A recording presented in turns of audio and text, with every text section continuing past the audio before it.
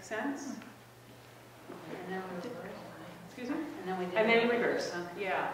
Yeah, so it's just a real quick, like, 1 minute, 1 minute. You want to give it a try. If you don't want to give it a try, that's fine too. I'll be.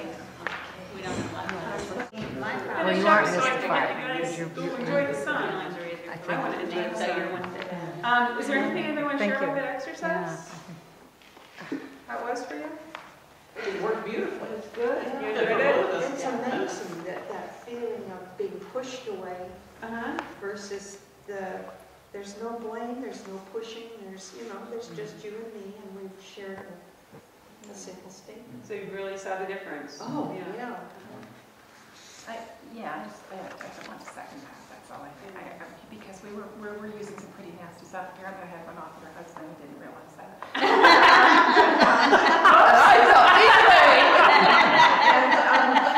But then she was talking in the first part, I was defensive in a way that I am defensive, which is a little bit aggressive too when I'm defensive, I might okay. And then when she told me, what had happened and also how she felt, I mean, I'm not trying to like show off here, but it was real. I felt compassion. I felt compassion for how much she hurt because of the way she expressed it. So, I mean, I'm going to really try and use this stuff because I know the difference is serious. I mean, I'm surprised. You're surprised that it's so dramatic? Yes. Yeah. We Also, both. I was just going to go ahead with the next one. I didn't know you were not through. Oh, you were going to say something? Well, then Bruce had a great example. It started out, I felt let down when you didn't do something. And it was great flow of feelings, like, you let me down. And the whole guilt trip and everything behind that. And then he changed it to more like, I felt sad when you didn't. So I said, wow, that just turned it around. You owned it. It wasn't projecting on me. It was really. And then you could hear it. Yeah, Yeah. I could hear it. Yeah. Rather than be defensive about it. And the action is the same action, it's just you're yeah. Well, you're Non-blaming in the way you're talking. And you're sharing your observation. I don't know whether the sheet is, but you're sharing your observation and your feeling rather than your analysis and your judgment. Yeah. Yeah. But I think what can be really dramatic about this as a change is that those of us who prided ourselves on using good communication and saying how we feel, knowing that there is a way of saying how you feel that is that can be more receptive. It's not just saying how you feel. I feel betrayed, one of my favorites in the past. It just changes the whole dynamic. The whole dynamic. And even an even more difficult thing, but something that's great to practice, is hearing things that way. Yeah. So other people are hearing things that way. So other people might use these words, I feel manipulated. And if you can not hear that word, but instead hear that they're feeling, what would manipulated be? Hurt and Out of control. Yeah, overwhelmed. Control's another. Yeah, that's another. Yeah. Okay. So hurt and overwhelmed, maybe. If they say I feel manipulated, and you can hear maybe they're feeling hurt and overwhelmed, and you can ask, oh, are you hurt and overwhelmed?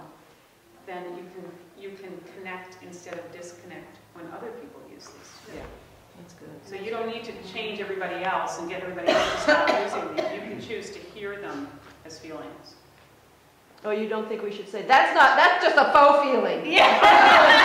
I'm not going to talk to you until you use real feeling. Lots of people who've done that, Marcia. No. Nobody's a success. But you might brothers. You might be. So, well, that's all I had to share today. Did you want to say something? Well, it was interesting, Joy and I picked the same one. I feel unappreciated, blah, blah, blah. And trying to turn that around was fun. I mean, we had to really look for words about what we really meant when we said that. What did you come What up were with? you I was struggling. It's hard. Unappreciated. Unappreciated. I I feel feel emotion, unappreciated. but behind unappreciated. What did you come up with? Oh, boy. Discouraged, Yeah, I'm surprised, discouraged. puzzled. Masochistic. It's That was really mine. hard. I hear you're angry. And I'm really glad you shared that, it, because one of the reasons we use these words is it lets us not feel these difficult feelings. So instead of feeling worried and depressed and other things, we're in the blame mode. Yeah, that's a real good way to talk about it. It is a way of taking it outside myself and putting it onto somebody else, Yeah. that I don't have to feel it. So I don't have to feel these things that part of it is I don't want to feel, and part of it is we're just not used to feeling. Well, it also makes me vulnerable, and I think and I know in our culture that being vulnerable, even with intimates, can be dangerous. Or feel, it can feel to me like,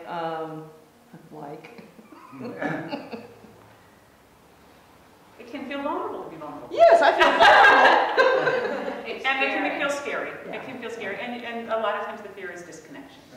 Well, when you say the word unappreciated, you're sort of saying you should have appreciated. Yes. So you're really putting the these blame all there. You have really are it, blaming should have them. it. Yeah.